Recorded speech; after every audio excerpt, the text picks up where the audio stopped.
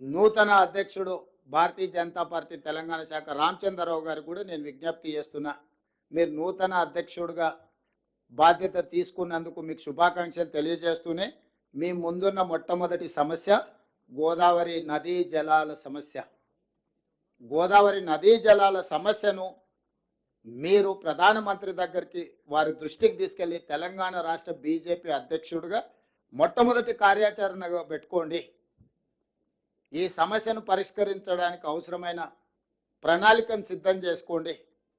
మీకు అవసరమైన సమాచారాన్ని మా సంబంధిత శాఖ మంత్రులు అధికారులు మీకు ఇస్తారు.